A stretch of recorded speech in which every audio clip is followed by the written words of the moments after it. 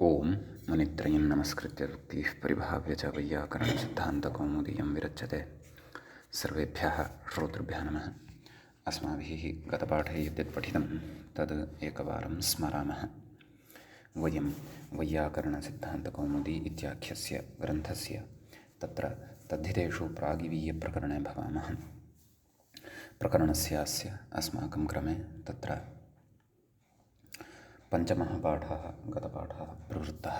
अस्मिन् पञ्चमे पाठे तत्र वयं सर्वादौ सूत्रं पठितवन्तः। तर्तमपौघः एतौ घसंज्ञौ स्तः। नाम तरप्रत्ययस्य तमप्रत्ययस्य च घसंज्ञा भवति। इदं सूत्रं प्रथमाध्यायस्य प्रथमे पादे एव न पठितं। ततः विहाय नाम तत्स्थलं विहाय प्रकृतस्थले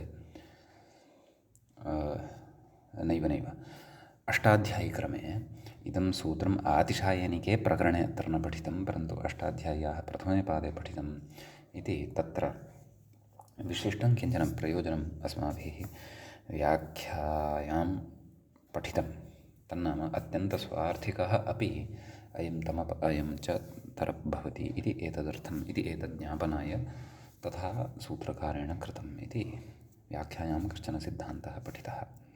ततः किमेत्यां व्ययघानां द्रव्यप्रकर्षे इति सूत्रम् अस्माभिः अग्रे पठितं। तस्य सूत्रस्य अर्थः दृष्टः। किमः एदन्ता तिङः अव्ययाच्च यः घः घः नाम तरप् अपि च तमप् तदन्तात् आमुः स्यात् न तु द्रव्यप्रकर्षे। द्रव्यप्रकर्षत्वं तत्र न स्यात्।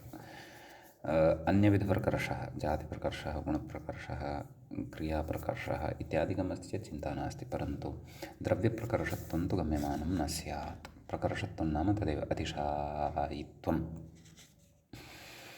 इति तत्र नाम सूत्रस्य अर्थं पठित्वा ततः परं किन्तमां प्राह्णेतमां पचतितमाम् उच्चैस्तमाम् इत्यादीनि रूपाणि क्रमशः पठितानि। तिङश्च इत्यस्यापि उदाहरणम् अत्र पचतितमाम् इति अस्माभिः दृष्टमेव। ततः द्रव्यप्रकर्षः यत्र भवति तत्र तु अयम् आमो न भवति। यथा उच्चैस्तमः तरुः इति तत्र तरोः द्रव्यस्य प्रकर्षः तरुः यद्द्रव्यं तस्य प्रकर्षः अत्र विवक्षितः वर्तते इति कृत्वा अत्र आमो न भवति इति। कुतः सूत्रे अद्रव्यप्रकर्षे इति प्रतिषेधात्। तदनन्तरम् अस्माभिः तत्र द्विवचनविभज्योपपदे तर्वीयसुनौ इति सूत्रं पठितम्। अस्य सूत्रस्य अर्थः दृष्टः। तत्र द्वयोः एकस्य अतिशये विभक्तव्ये द्वयोः एकस्य अतिशये विभक्तव्ये च उपपदे इति तत्र विषयद्वयम् अस्ति सूत्रार्थे एव। उपपदे सुप्तिङन्तात् एतौ स्तः नाम सुबन्तात् तिङन्तात् च एतौ भवतः इति तत्र उक्तम्। पूर्वयोः अपवादः इत्युक्तं। नाम तत्र पूर्वसूत्रद्वयं यद्वर्तते तयोः अयम् अपवादो भवति इत्यपि तत्र उक्तं। नाम अतिशायने तमविष्ठनौ इत्यस्य तिङश्च इत्यस्य च अयम् अपवादः भवति। समीचीनं। तत्र व्याख्यायाम् अपि अस्माभिः सूत्रार्थविमर्शपराः पङ्क्तयः पठिताः।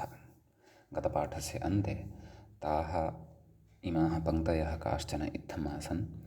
द्वयोर्मध्ये अन्यतरापेक्षया अतिशयविशिष्टस्वार्थवृत्तेः विभागप्रयोजकीभूतधर्मवाचकात् च शब्दात् स्वार्थे तर्वीयसुनौ स्तः इति तत्र सरलीकृत्य सूत्रार्थः अस्माकं कृते बोधितः।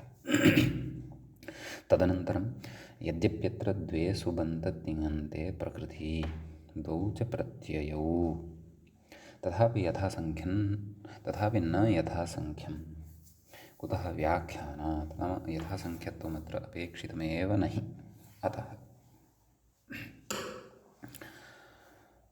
इति एतावान् विषयः अस्माभिः गते पाठे पठितः। अयञ्च पञ्चमः पाठः प्रागिवीयप्रकरणस्य प्रवृत्तः। अधुना तावत् तद्धितेषु प्रागिवीयप्रकरणस्य अस्य अस्माकं क्रमे तत्र षष्ठः पाठः आरब्धः भवति। तत्र षष्ठे अस्मिन् पाठे सर्वादौ अस्माभिः द्विवचनविभज्योपपदेतरवीयसूनौ इत्यस्य सूत्रस्य यानि सन्ति उदाहरणानि तानि उदाहरणानि द्रष्टव्यानि वर्तन्ते। तत्र कथयति अग्रे ग्रन्थकारः अथ द्विवचनोपपदे उदाहरति। द्विवचनोपपदं यद्वर्तते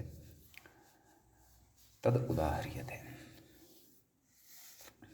अयम् अनयोः इति मूले पश्यन्तु। अयम् अनयोः अतिशयेन लघुः लघुतरः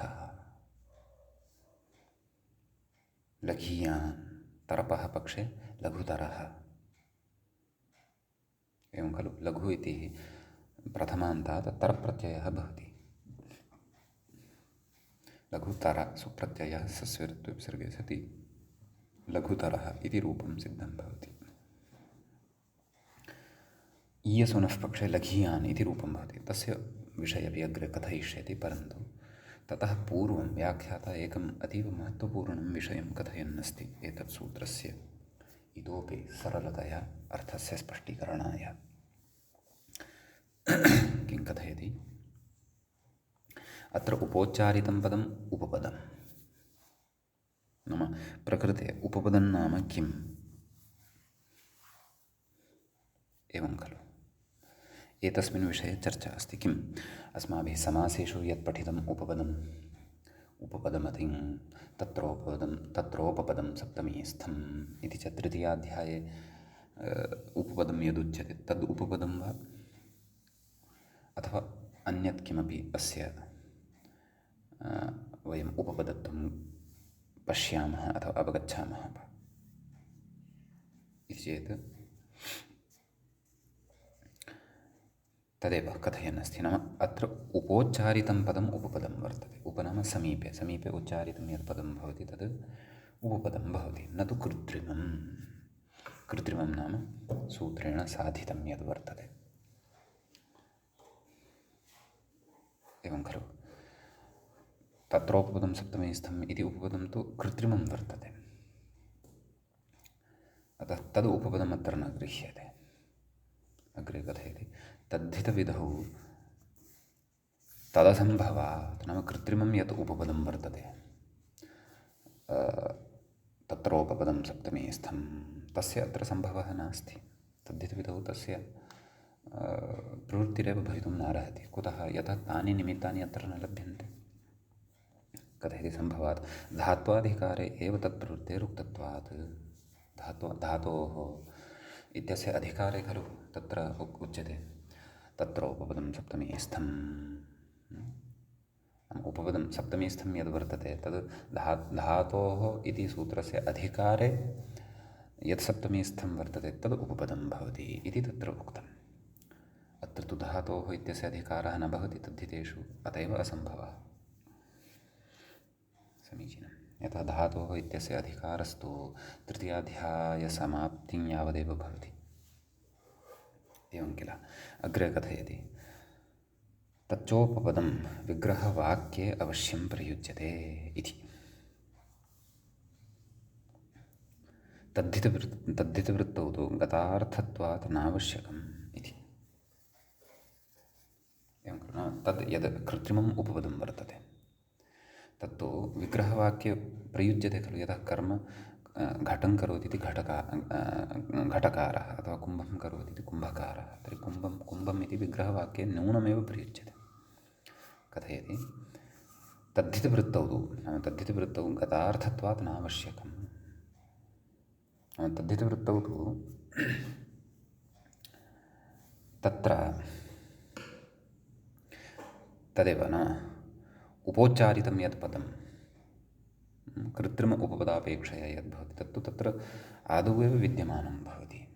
अतः तस्य नाम कृत्रिमस्य उपपदस्य प्रकृते कल्पना नास्ति, तस्य स्वकीये प्रकरणे गतार्थत्वम् अथवा अपेक्षा अथवा सङ्गतिः वर्तते। प्रकृते आगत्य तत्र नाम धातोः इति अधिकाराभावे उपपदम् इति सम्बन्धं नार्हति, प्रकृतस्थले सम्बन्धं नार्हति। अतः अत्र तु उपोच्चारितं यद्भवति तदेव उपपदं भवति इति भावः। समीपे उच्चारितं यद्भवति तदेव पदं भवति इति। एवं खलु?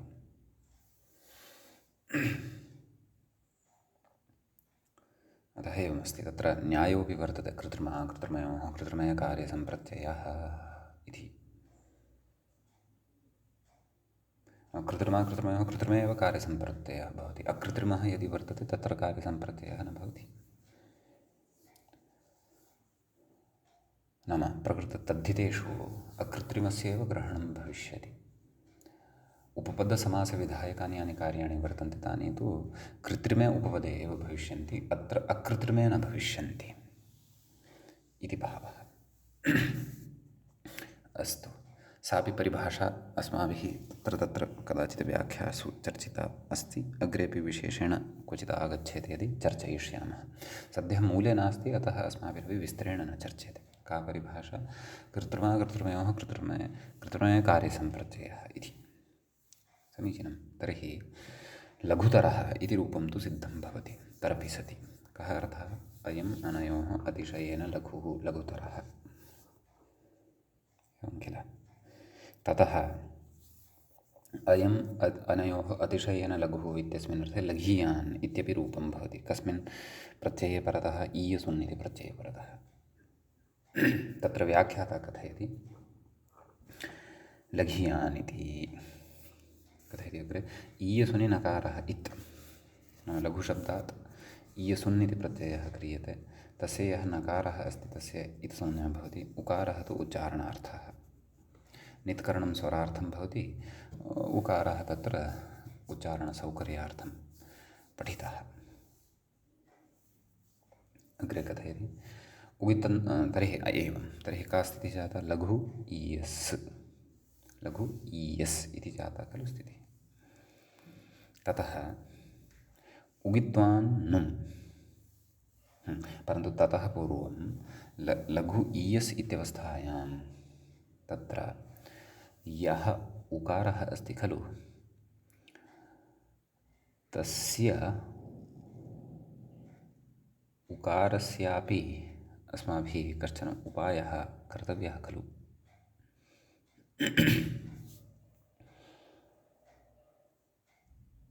एवं किल? यतोहि तत्र उकारस्य तु श्रवणं निष्पन्ने रूपे नास्ति, अतः टेः इत्यनेन सूत्रेण तत्र लघु इत्यत्र यः उकारः वर्तते तस्य लोपः भवति। लघीयस् इति रूपं सिद्धं भवति। व्याख्याता कथयति उगित्वान्नुम्, अर्थात् उगिचां सर्वनामस्थाने धातोः इत्यनेन सूत्रेण उगिचां सर्वनामस्थाने च धातोः इत्यनेन सूत्रेण तत्र नुमागमः भवति। यतः ईयसुन् इति उगिचां सर्वनामस्थाने अधातोः, तर्हि ईयसुन् इति ईयसुनि यः प्रत्ययः वर्तते उकारः सः इतसंज्ञकः स्वीकर्तव्यः, एवं खलु? अत एव उगित्वान्नुं भवति खलु। अन्यथा ईयसुन् इत्यत्र तम् उकारमतिरिच्य अन्यः कोऽपि वर्णः नास्ति यः उकप्रत्याहारे अन्तर् भवेत्। अतः इतः पूर्वं यद् व्याख्यात्रा उक्तम् उकारः उच्चारणार्थः, तस्य सङ्गतिः तु चिन्तनीया वा न वा? यथा उगित्वात् नुम् इति साक्षादेव अग्रे कथयन्नस्ति खलु। तर्हि साक्षादेव अग्रे उच्यमानं यदि अस्ति तर्हि उकारः उच्चारणार्थः कथं वा स्यात्? वा न वा, तर्हि सः इत्संज्ञा कः अस्ति इति वक्तव्यम्। इत्संज्ञायां च प्रयोजनमस्ति, किम् उगित्वात् नु, एवं किल। तर्हि का स्थितिः जाता, ईयस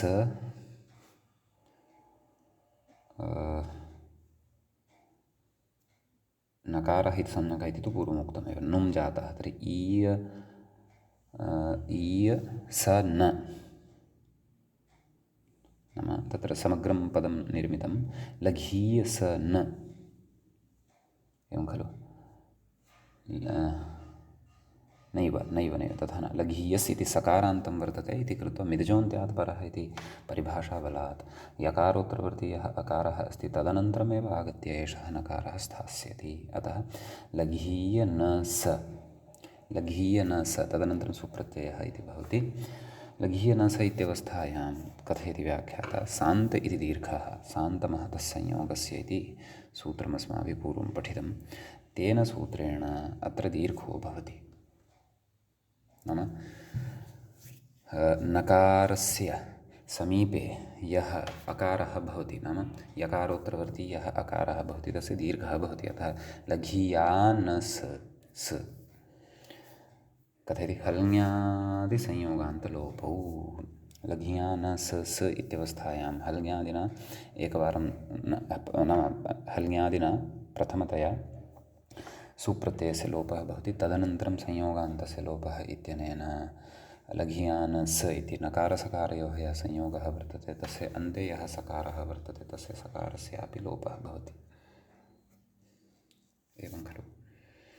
ततः लघीयान् इति रूपं सिद्धं भवति। लघीयान्, लघीयांसौ, लघीयांसः इत्यादीनि रूपाणि तत्र सिद्धानि भवन्ति। इमानि च पुल्लिङ्गे कथं रूपाणि भवन्ति इति सर्वम् अस्माभिः शब्दाधिकारप्रकरणे दृष्टमेव अस्ति। अग्रे तर्हि एतावता यदुदाहरणम् अस्माभिः दृष्टं, द्विवचनोपपदे द्वयोर्मध्ये अन्यतरा एक्षया अतिशयविशिष्टस्वार्थवाचकात् तत्र तरपः ईयसुनः च उदाहरणम् अस्माभिः दृष्टम्। यथा रामः वर्तते, कृष्णः च वर्तते, रामकृष्णयोः कृष्णः लघुतरः इति कथयामः, उच्छ्रायदृष्ट्या वा शरीरस्य आकारदृष्ट्या वा। अतः तादृशसमये नाम उभयोः द्वयोः मध्ये कस्यचित् एकस्य यत्र अतिशयता कथनीया भवति, अन्यतरस्य अतिशयता कथनीया भवति, तदा एतौ प्रत्ययौ भवतः। अतः तदेव द्विवचनोपपदे इदम् उदाहृतम् अत्र, एवं खलु। द्विवचनम् इत्यनेन च तत्र पारिभाषिकं द्विवचनं न स्वीक्रियते, एवं खलु। द्वैकयोः द्विवचनैकवचने इति न स्वीक्रियते व्याख्यानात्, तत्पूर्वमुक्तमेव। नाम द्वयोः मध्ये इति तत्र अर्थः स्वीक्रियते, एवं खलु इति अस्ति। ततः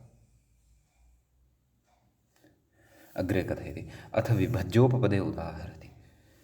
उपपदञ्च नाम किं, पूर्वमुक्तमेव। तत्र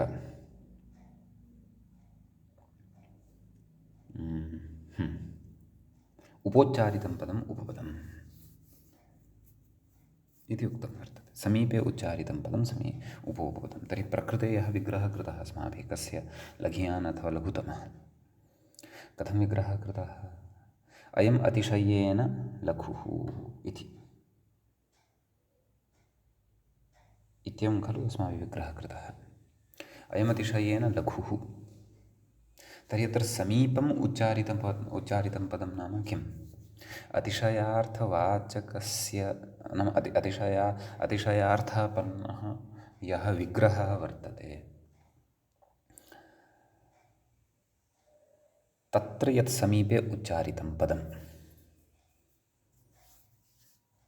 नाम तत्र यद्यपि लघु इत्यस्मात् प्रत्ययः विधीयते अस्माभिः।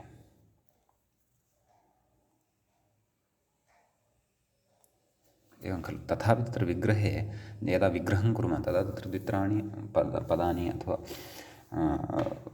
एकं वाक्यनिर्माणपूर्वकम् एव अस्माभिः विग्रहः उच्यते। अयम् अनयोः अतिशयेन लघुः इति।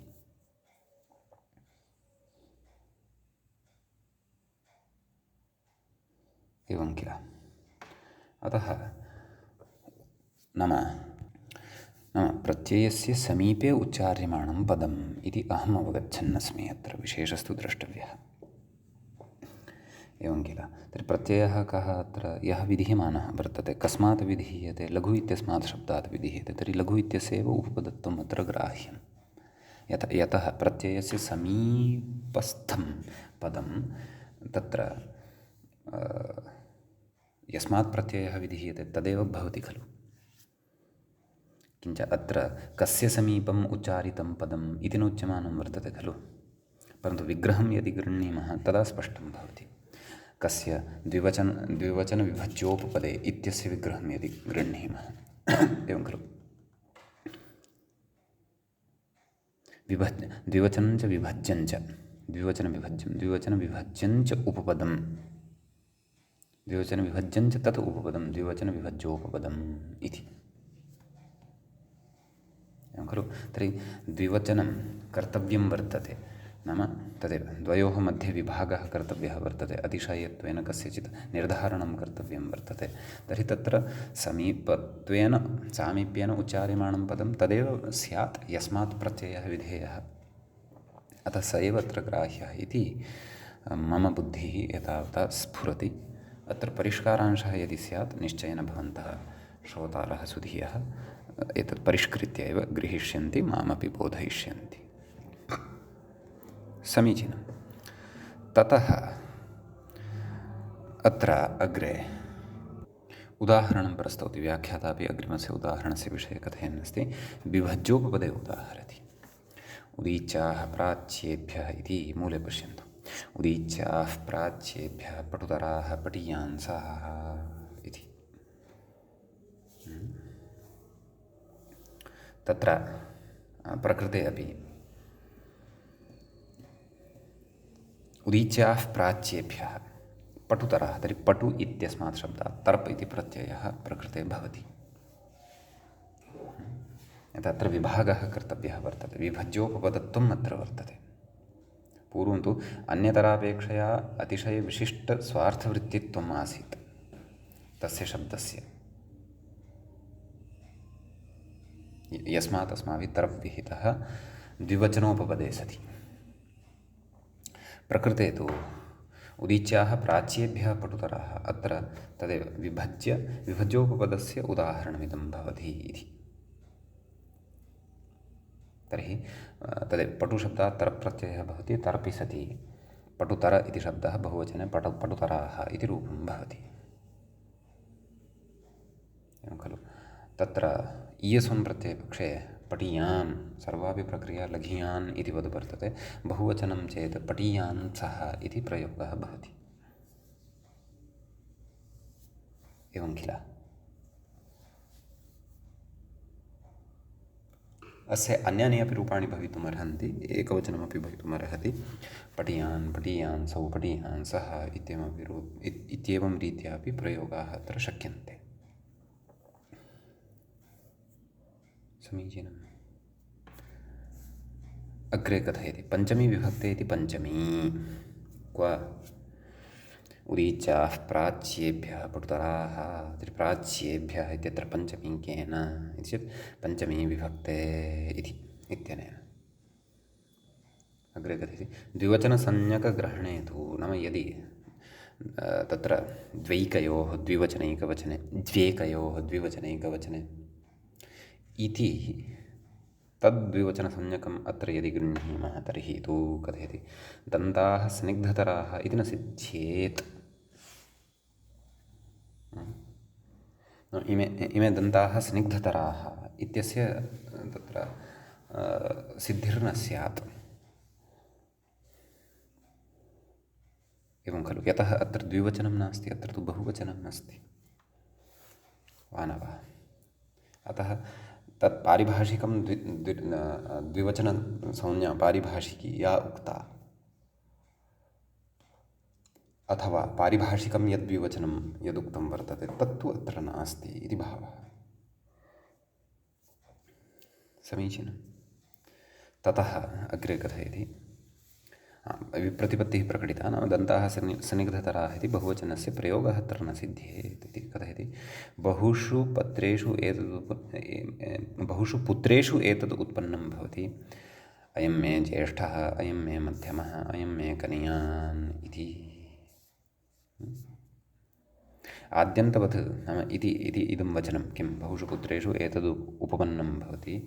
अयं मे ज्येष्ठः, अयं मे मध्यमः, अयं मे कनियान् इति आद्यन्तवत् सूत्रभाष्यप्रयोगात्, आद्यन्तवदेकस्मिन् इत्यस्मिन् सूत्रे भाष्ये इत्थं प्रयोगाः दृश्यन्ते, अथवा वाक्यं दृश्यते। अस्मिन् वाक्ये प्रयोगः दृश्यते खलु। अयं मे ज्येष्ठः, पश्यन्तु इष्ठन् प्रत्ययः अस्ति। अयं मे मध्यमः इति तु भवतु। अयं मे कनियान् इत्यत्र पश्यन्तु ईयसुन् इति प्रत्ययः वर्तते। तर्हि किम् अत्र वक्तुम् इच्छन् अस्ति व्याख्यातः कथयति इति आद्यन्तवत् इति सूत्रभाष्यप्रयोगात् नैर्देशिकानां वार्ततरकाः इति तस्मिन् इति सूत्रभाष्यप्रयोगाच्च, नाम तस्मिन् इति निर्दिष्टे इति सूत्रे भाष्ये वार्ततरकाः इत्यपि प्रयोगः कश्चन व्यवहृतः वर्तते इति। वार्ततर इति शब्दात् तत्र कश्चन कप्रत्ययो वा अथवा कन् प्रत्ययः स्यात्, परन्तु बहुवचने तत्र तर दृश्यते। कथयति प्रयोगाच्च अद्यर्थोपपदेऽपि खलु, नाम यत्र उपपदेन द्वयोः अर्थः न गृहीतः तत्रापि तरव्रीय ईयसुनौ इत्याहुः, नाम तरप्रत्ययः ईयसुन् प्रत्ययश्च भवत्येव इति कथयन्ति। अतः पटुतराः पटियांसः इति बहुवचने, पटुतरः पटियान् इति एकवचने, पटुतरौ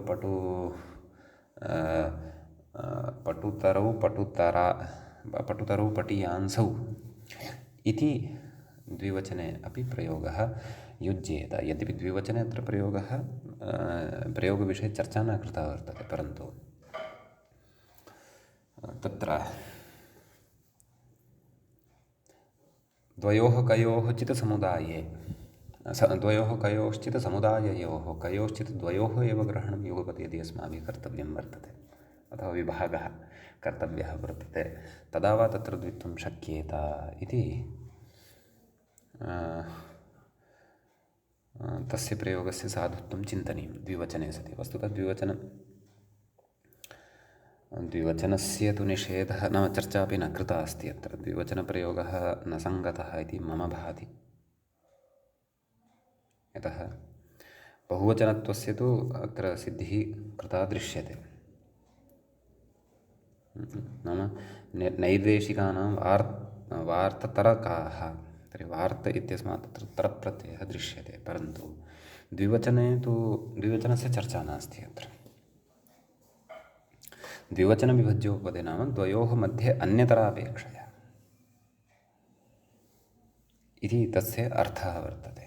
तर्हि तरबन्तेन द्विवचनस्थः प्रयोगः एव न भवितुमर्हति इति तु न स्यात्। तथा स्यात् वा?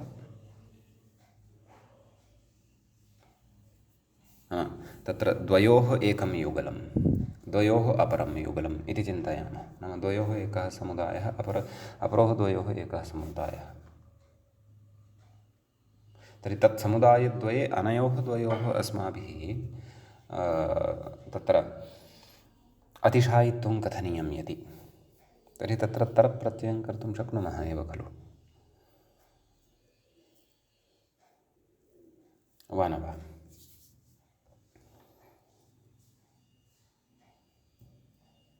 तर्हि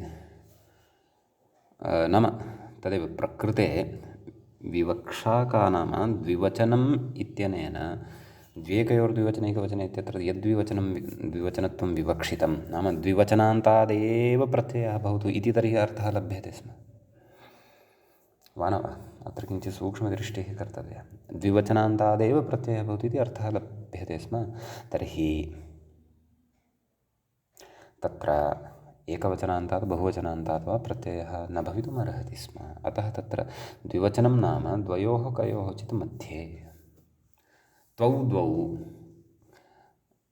अन्यतरौ एकः एकः अपि भवितुम् अर्हति, द्वौ द्वौ अपि भवितुम् अर्हतः, त्रयः त्रयः अथवा बहवः बहवः अपि भवितुम् अर्हन्ति इति भाष्यादिप्रयोगानाम् अनुशीलनेन ज्ञायते। यद्यपि द्वित्वविषये तथापि अत्र चर्चा न कृता, तथापि इति मम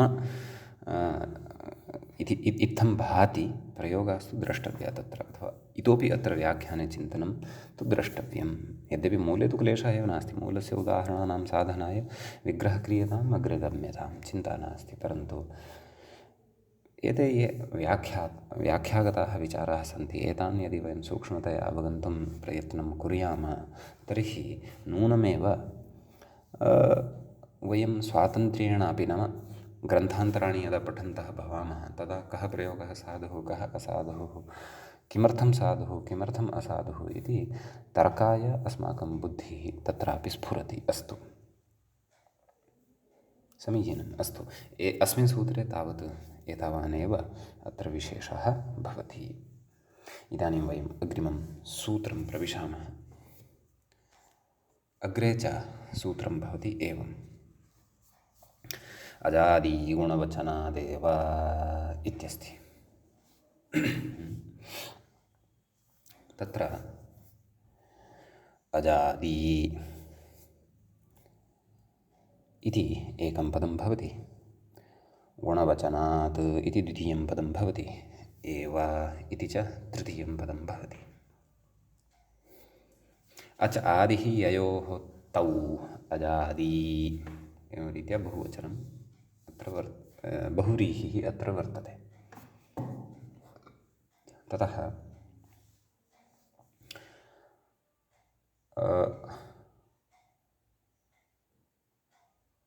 अग्रे गुणवचनात् इति वर्तते खलु।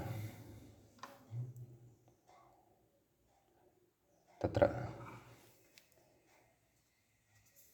गुणवचनः इत्यस्य विग्रहः गुणस्य वचनं गुणवचनम्, अथवा गुणम् उक्तवान् गुणवचनः, तस्मात् गुणवचनात्।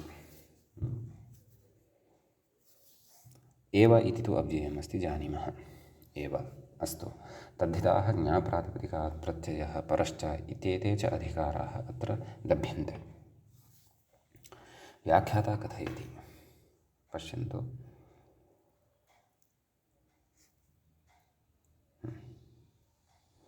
तरप्तमपौ इष्ठन्नीयसुनौ च इति चत्वारः प्रत्ययाः अनुक्रान्ताः। नाम एते चत्वारः प्रत्ययाः अस्माभिः एतावता पठिताः। तेषां मध्ये यौ अजादि, एवं खलु।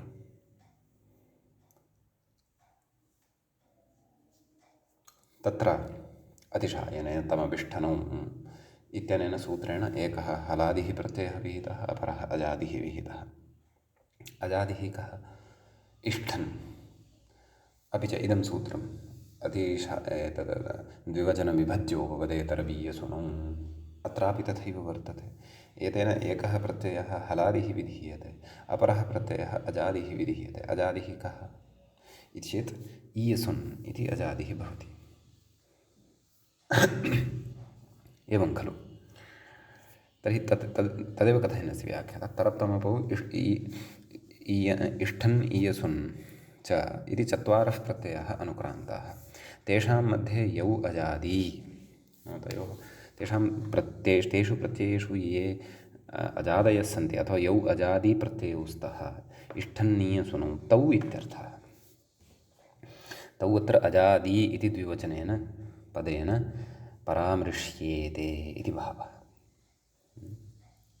तदाह इष्ठन्नीयसुन् ईयसुनौ इति मूले पश्यन्तु। इष्ठन्नीयसुनौ गुणवचनादेव स्तः इति। नाम इष्ठन् इति प्रत्ययः, ईयसुन् इति च प्रत्ययः गुणवचनादेव भवति इत्युच्यते। नाम गुणवाचकः शब्दः अत्र अपेक्षितः, तस्मादेव एतौ प्रत्ययौ भवतः इति भावः। समीचीनं। तर्हि इति सूत्रार्थः ज्ञातः। अग्रे उदाहरणविषये चर्चा क्रियते। व्याख्याता इङ्गितं करोति पाचकतरः पाचकतमः इति। एतत्तु प्रत्युदाहरणमस्ति, उदाहरणं नास्ति। उदाहरणम् अस्माभिः द्रष्टव्यं। मूले उदाहरणं वर्तते प्रतिष्ठः प्रथीयान् इति। एवं खलु? तर्हि कथम् अत्र विग्रहः इति चेत् अयम् अनयोः अतिशयेन पृथुः। पृथुः नाम तद् स्थूलः। तर्हि अयम् अनयोः अतिशयेन इत्यस्मिन् अर्थे पृथु इति शब्दात् तत्र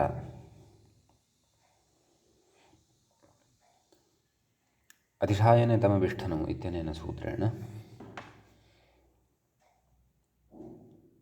इष्ठन् प्रत्ययः भवति।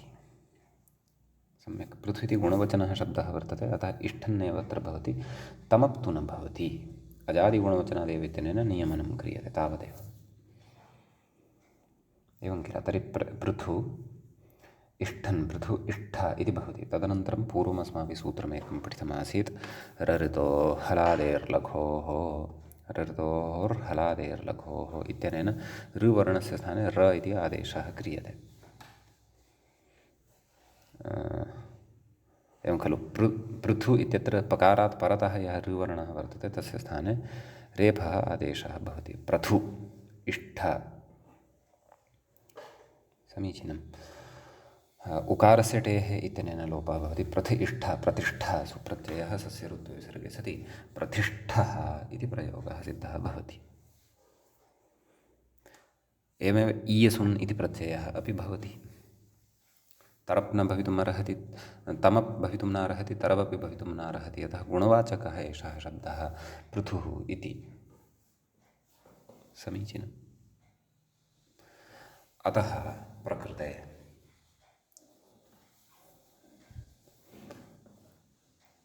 ईयसुन् तु भवितुम् अर्हति। इष्ठन् विहितः ईयसुन् भवति। ईयसुनः पक्षे तत्र प्रयोगः भवति प्रथीयान्। तदेव अयम् अनयोः अतिशयेन पृथुः इत्यस्मिन् अर्थे तत्र ईयसुन् प्रत्ययः भवति।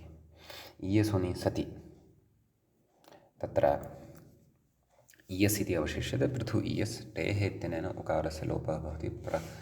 तदेव रऋतो हलादेर्लघोः इत्यपि भविष्यति।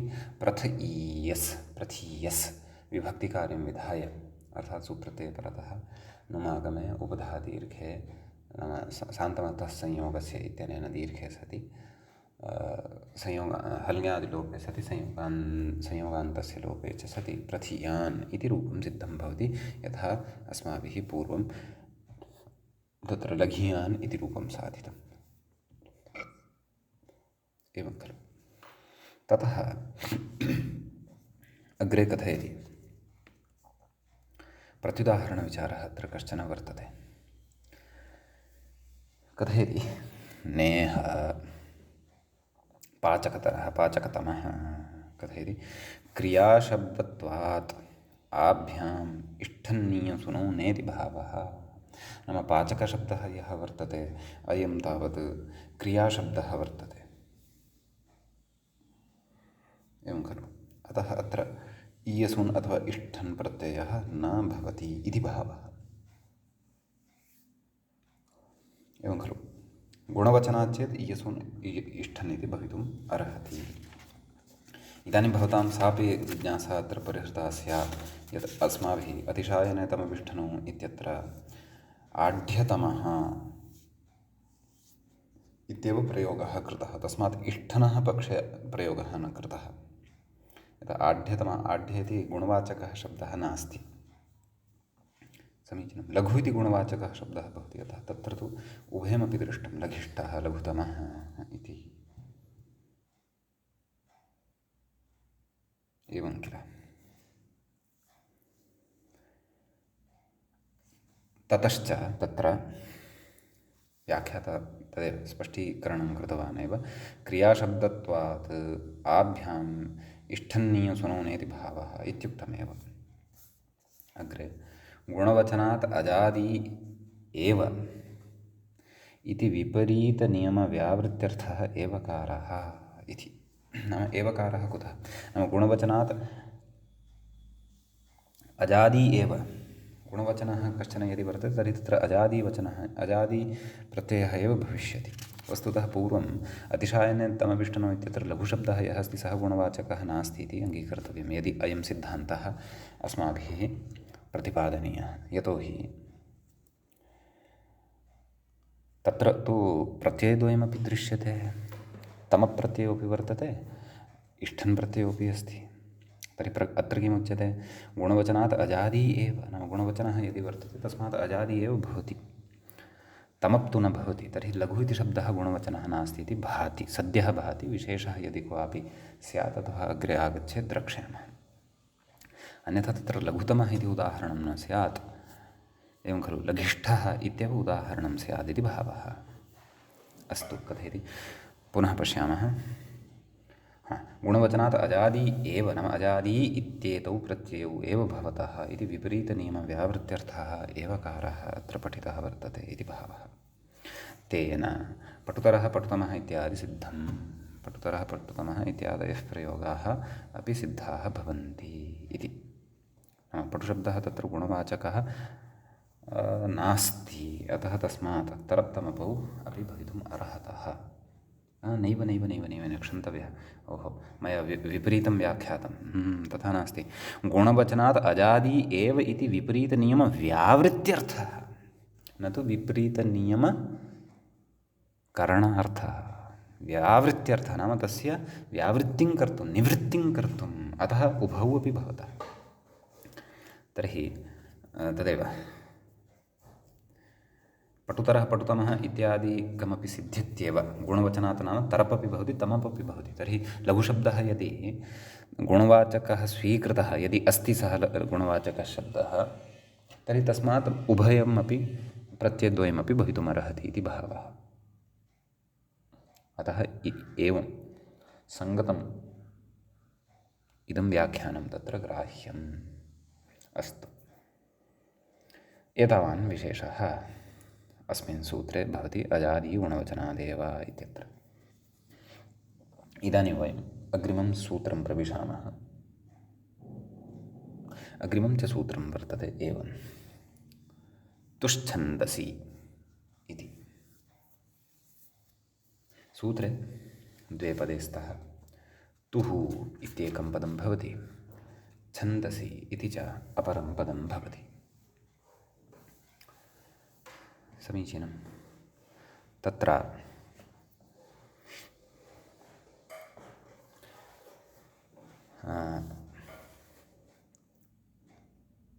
तृ इति शब्दः यः वर्तते ऋकारान्तः, तस्य पञ्चमी विभक्तेः एकवचनान्तम् इदं पदं भवति तुः इति। व्याख्याता कथयन् अस्ति, पश्यन्तु।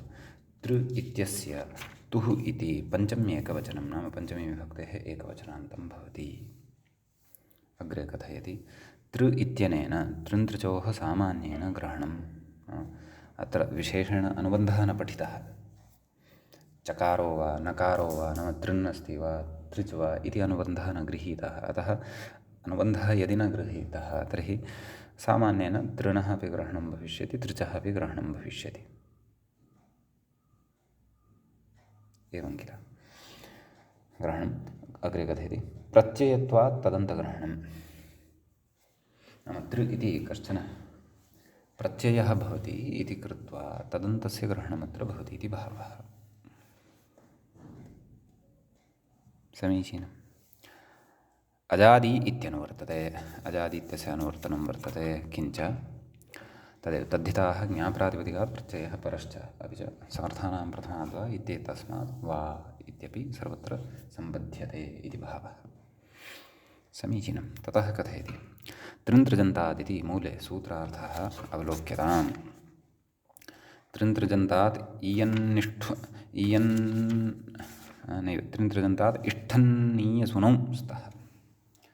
तृणन्तः तृजन्तः यदि कश्चन शब्दः वर्तते तस्मात् इष्ठन् प्रत्ययः ईयसुन् इति प्रत्ययः च भवति इति। व्याख्याता कथयति, अगुणवचनादपि त्रिप्रत्ययान्तात् प्राप्त्यर्थम् आरम्भः इति। अजादिगुणवचनादेव इत्युक्तं खलु। अत्र अगुणवचनादपि, परन्तु अगुणवचनः कीदृशः? त्रिप्रत्ययान्तः अपेक्षितः, एवं खलु।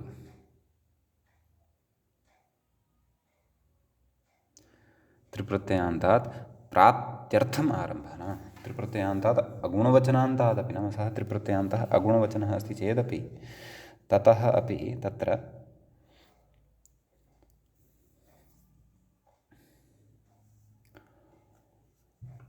तन्नाम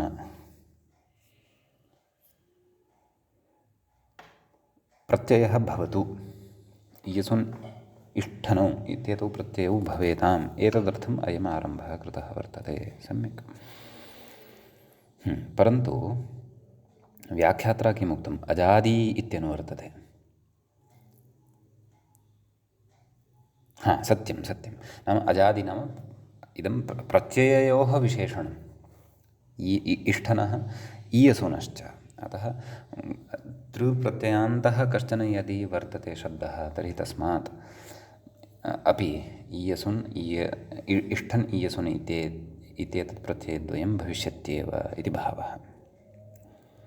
कथयति अग्रे, एवञ्च पूर्वेण नियमेन व्यावर्तितयोः प्रतिप्रसवोऽयं न त्वपूर्वः न तु अपूर्वः विधिः इति सूचयितुं छान्दसम् अप्यत्रोपन्यस्तम् इति। नाम वेदे अयं प्रयोगः भवति। तुश्छन्दसि इत्युक्तं खलु। छन्दसि इति छन्दस् इति शब्दस्य सप्तमी विभक्तेः एकवचनं वर्तते। तर्हि तत्र कथयन्नस्ति व्याख्याता, पश्यन्तु। पूर्वेण नियमेन व्यावर्तितयोः, पूर्वः नियमः कः? अजादिगुणवचने अजादिगुणवचनादेव। सम्यक्। तेन कयोः द्वयोः नियमयोः व्यावर्तनं कृतम् इति चेत् अतिशायने तमभिष्ठनौ द्विवचनविभज्योपपदेतरबीयसुनौ, तयोः खलु सः अपवादः आसीत्। कथयति प्रतिप्रसवोऽयं, नाम वस्तुतः तत्र अतिशायने तमभिष्ठनौ अपि च द्विवचनविभज्योपतरबीयसुनौ इत्येव विधानम् अत्र वर्तते। तयोः प्रतिप्रसवः अत्र उक्तः वर्तते, तावदेव।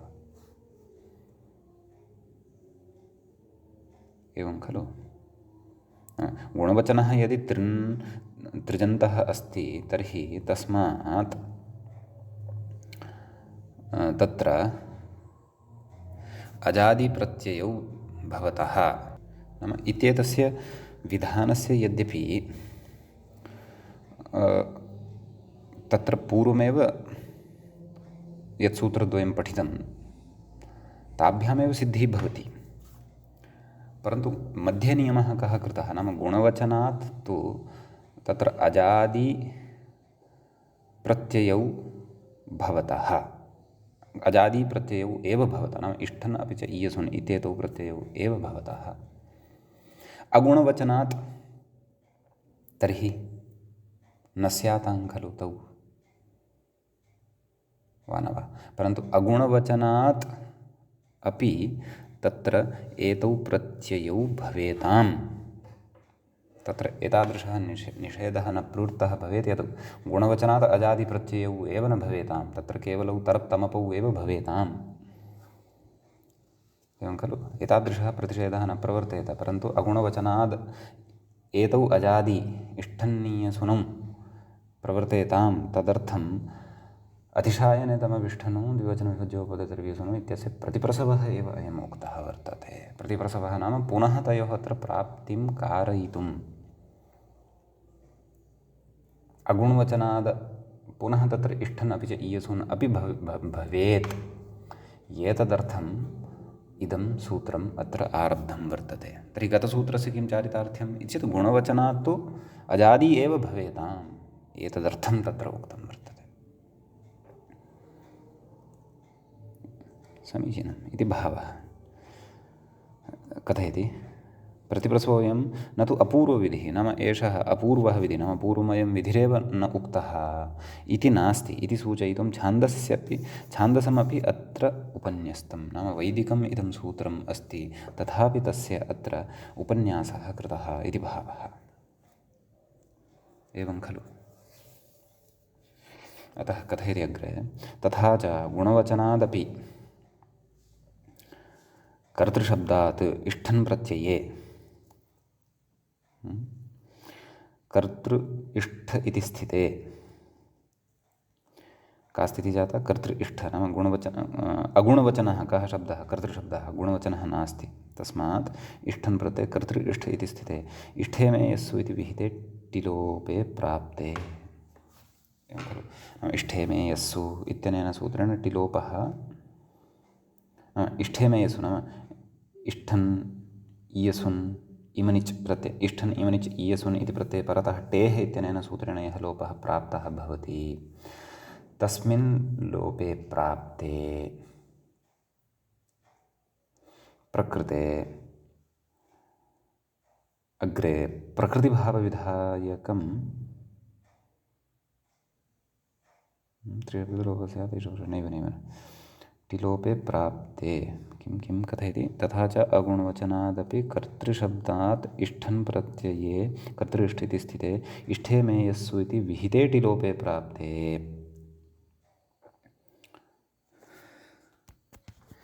इष्ठे मे यस्सु नाम इष्ठे मे यस्सु इति सत्यं सत्यं टेः इत्येव सूत्रं, तत्रैव अस्य अनुवर्तनं भवति। टेः इति द्विविधं सूत्रं वर्तते खलु, सूत्रद्वयं वर्तते। अतः टेः इत्यत्र इष्ठे मे यस्सु इत्यस्य अनुवृत्त्या टेः लोपः एव प्राप्तः भवति। पश्यन्तु रूपं किं साधनीयम् अस्माभिः? करिष्ठः इति रूपं साधनीयं। यदि टेः एव केवलः लोपः जातः, टीकः वर्तते, कर्तृ इष्ठन् इत्यवस्थायां कर्तृ इत्यस्य टीकः वर्तते इति चेत् ऋवर्णः वर्तते, ऋवर्णस्य एव लोपः जातः, तर्हि तु कर्तिष्ठः एवम् अनिष्टं रूपं भविष्यति। कर्तिष्ठः अथवा कर्दिष्ठः इति अनिष्टं रूपं भविष्यति। तर्हि टिलोपः अत्र नापेक्षितः, अत्र तु अन्यविधः एव लोपः कश्चन अपेक्षितः, नाम तत्र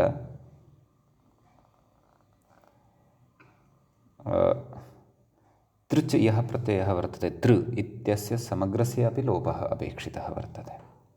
तदर्थम् अग्रे सूत्रम् आरभ्यते, सूत्रं वर्तते एवं तुरिष्ठे मे यस्सु इति। सूत्रे पदद्वयं वर्तते।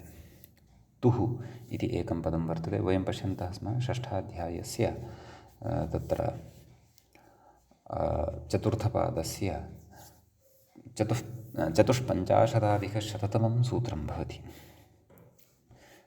सूत्रे द्वे पदे स्तः। तुः इति एकं पदं वर्तते, तृ इत्यस्य षष्ठीविभक्तेः एकवचनान्तम् इदं पदं भवति। तदनन्तरम् इष्ठे मे यस्सु इति अपरं च पदं वर्तते, सप्तमीविभक्तेः बहुवचनान्तं भवति।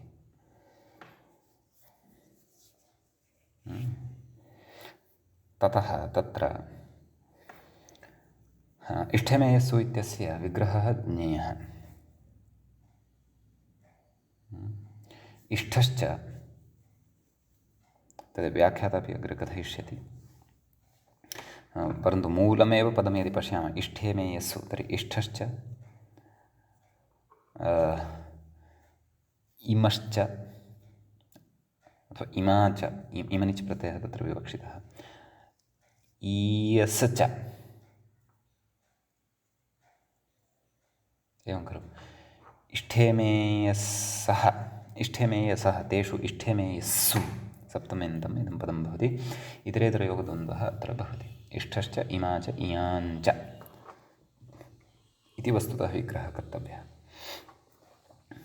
ईयाञ्च ईयसुन् इति प्रत्ययः, ईयसुन् इत्यस्य प्रथमा विभक्तिं वदामः यदि पुल्लिङ्गे, तर्हि ईयान् इति वक्तव्यम्। इमनिच् इत्यस्य प्रथमां विभक्तिं वदामः यदि, तर्हि इमा नाम अनुबन्धलोपस्य इमन् इत्यस्य यदि प्रथमा विभक्तिं कथयामः, तर्हि विभक्तिकार्यं कृत्वा इमा इति लप्स्यते। इष्ठन् इत्यस्य तु रामवत् एव इष्ठः, यतः नकारस्य तु इति संज्ञकः भवति। अतः इष्ठश्च इमा च इयाञ्च इष्ठे मे सः तेषु इष्ठे मे यस्सु एवं रीत्या अत्र विग्रहः क्रियते।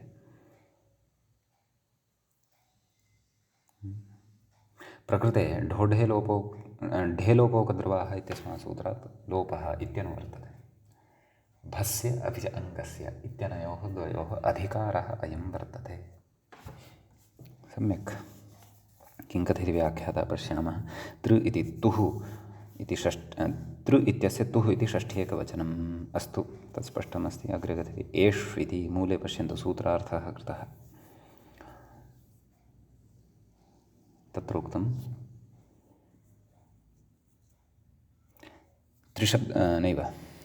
त्रिशब्दस्य लोपः स्यात्, नाम समग्रस्य त्रिशब्दस्य एव लोपः भवति। कदा? एषु परेषु केषु परेषु तत्र कथयति पुनः व्याख्याता स्पष्टतया इष्ठन् इमन् इयस् ईयस् इत्येतेषु इत्यर्थः। इष्ठन् अर्थात् अतिशायनतमविष्ठनु, इमन् अर्थात् कृत्वादिभ्यः मिनिज्वा, ईयस् अर्थात् ईयसुन्, नाम द्विवचनविभज्यो भवति तर्वीयसुनो इति। इत्येतेषु इत्यर्थः। अस्तु, सूत्रार्थः ज्ञातः। अग्रे कथयति अयं लोपः सामर्थ्यात् सर्वादेशः। सामर्थ्यात् सर्वादेशः नाम समग्रस्यापि तृ इत्यस्य अयं लोपः भवति। कथयति अन्त्यस्य ऋकारस्य टेः इत्येव सिद्धेः। नाम यदि प्रकृते अलोन्त्यस्य इत्यस्य सूत्रस्य एव प्रवृत्तिः भवति स्म, तर्हि तु अन्त्यः ऋकारमात्रः एव लुप्यते स्म। तस्य तु लोपः तत्र टेः इत्यनेन एव सूत्रेण खलु सिद्ध्यति।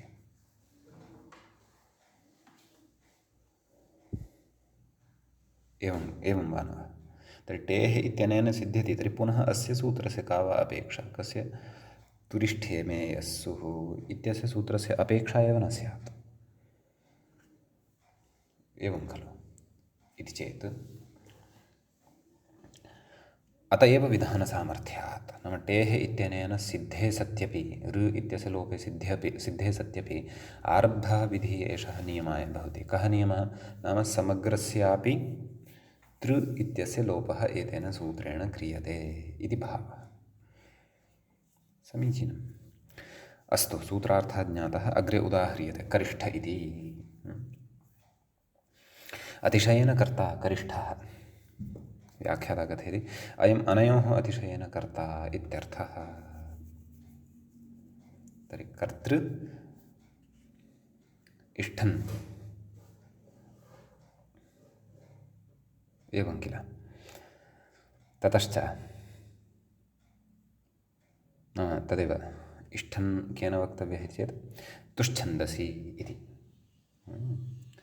अतः यतः वैदिकः प्रयोगः एषः, छान्दसः प्रयोगः, अतः कर्तृ इष्ठन् तृ इत्यस्य लोपः। कर इष्ठन् कर इष्ठ करिष्ठ कर इष्ठ करिष्ठ सुप्रत्ययः सस्य रुक्तविसर्गे सति करिष्ठः इति प्रयोगः सिद्धः भवति। अग्रे उदाहरणमस्ति दोहीयसीधेनुः इति। कथयति व्याख्याता इयम् अनयोः अतिशयेन दोग्ध्री इत्यर्थः। अग्रे कथयति इष्ठने भस्याढेति पुंवत्वे ङीपो निवृत्तौ तृप्रत्ययस्य लोपे परनियमाभावात् परनिमित्ताभावात् दादेः इति घत्वस्य निवृत्तौ उगितत्वाच्च ङीपि दोहीयसीति रूपं तथा न भवति। इष्ठन् नास्ति अत्र तु ईयसन् अस्ति। अतः व्याख्यात्रा दोहीयसी इति यः प्रयोगः अत्र उक्तः वर्तते, तत्र इष्ठनि इत्यतः यः आरम्भः कृतः वर्तते तच्चिन्तनीयम्। अस्तु, तद्विषये चिन्तयिष्यामः अग्रिमे पाठे। इष्ठनि भस्याढे इत्यतः या पङ्क्तिः वर्तते तां पुनः स्वीकृत्य अग्रिमे पाठे अत्र चिन्तनं करिष्यामः। अद्यतनपाठः तावत् अत्रैव उपसंह्रियते। मुनित्रयं नमस्कृत्य वृत्तिः परिभाव्य च वैयाकरणसिद्धान्तकौमुदीयं विरच्यते। एवञ्च क्षन्तव्यः तद्धितेषु प्रागिवीयप्रकरणस्यास्य अस्माकं क्रमे अयं तत्र षष्ठः पाठः सम्पन्नतां गतः। नमः सर्वेभ्यः श्रोतृभ्यः।